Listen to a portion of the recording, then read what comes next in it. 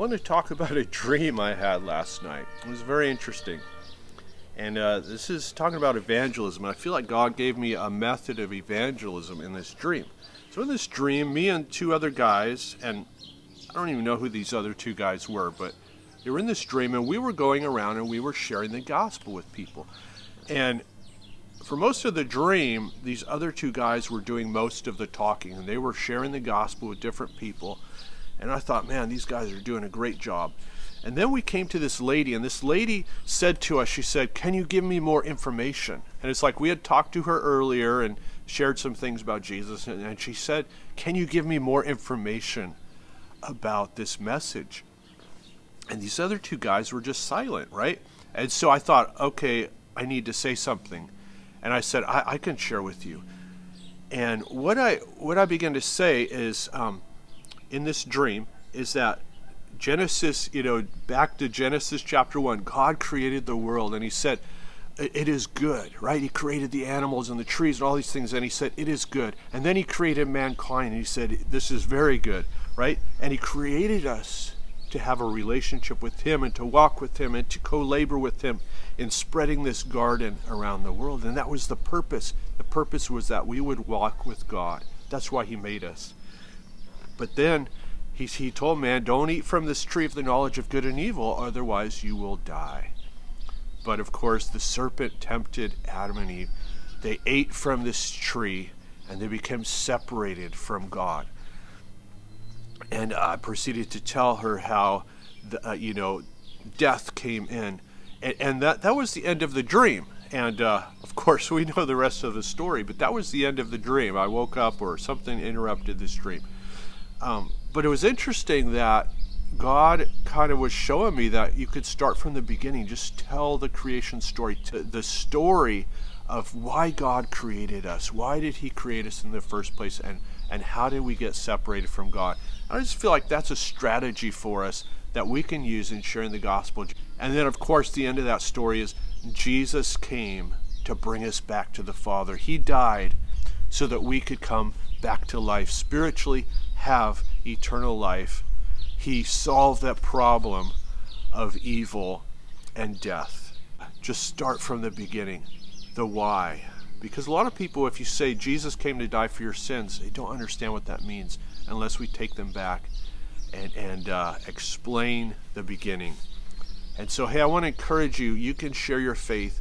We need to be telling people about Jesus. That is what's going to bring change in our world today. God wants to transform hearts and minds. He wants to bring people back into relationship with him, and he wants to use you. Who's willing to share that story with somebody this week? God has been talking to me about how he's restoring evangelism. In these times, in our modern times, there's been an attack against evangelism. The world is saying, hey, believe what you want, just keep it to yourself. I think a lot of times we can be affected by that. We're afraid to share our faith. And another thing, something that comes from the church side of that is, we should share the gospel at all times, and if necessary, use words. In other words, we could just share the gospel through our actions. But Paul said, how will they hear unless somebody preaches to them? And how will they preach unless they are sent? And so it's so important that we preach the gospel. This idea of like our actions speak louder than words, that's all very true. I'll tell you a story. We built a house back in October a year ago, for this guy named Ezra, and he had some children. And me and Dave, who both worked on that house, were sharing the gospel in a church in the area. And this young man came up and received the Lord that day. Well, it turns out it was Ezra's son. What's interesting is he said yes to a message, right? There was a message of the gospel. Why did he say yes to it? Because he saw people loving him and building a house for him. So it's both. We need both, right? We need to show people the love of Jesus, but we also need to preach the gospel, because if they don't hear the gospel, they won't know what to say yes to. They may think, oh man, these people are wonderful, they're great, I wonder how I could be more like them. But they don't know if it's because of Jesus unless we tell them. It's so important that we share the gospel. And so God wants to give us wisdom on how to do that. Start from the beginning, right? Start from why, what was God's purpose for us in the beginning, and why are there so many religions in the world? It's because so many people started to make up their own version of God, and Jesus came to show us the truth. He came to reveal the Father. Jesus said, "If you've seen me, you've seen the Father." Jesus came to put an end to religion and bring us back into relationship with God and to destroy the power of sin and death. I want to encourage you, it's so important we share the gospel. Paul said, "I'm not ashamed of the gospel. It is the power of God for salvation for all those who believe." And so don't listen to the world telling you, "Hey, keep it to yourself." We've got to tell people the gospel. And God is restoring the ministry of evangelism. That's a prophetic word he gave me years ago, and I'm going to continue to talk about it. Guys, I want to encourage you. He's shown me pictures of fields full of people listening to the gospel, open air preaching.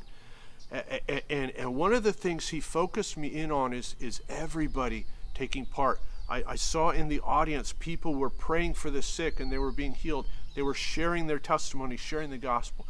And I believe that what God wants to do in the future is not more Billy Grahams.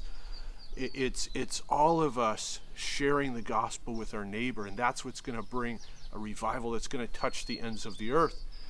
And so who's willing to share with their neighbor? It's not about us. You may think, that's not me, that's not my strength. But I got to tell you, I do it, and I'm not an evangelist.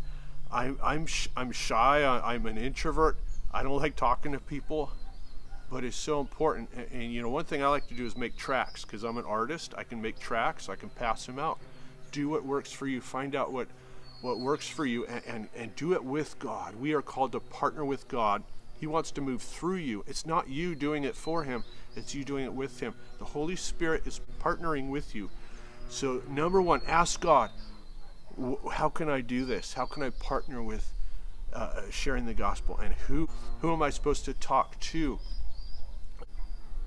Ask him to lead you and guide you on how you can share the gospel.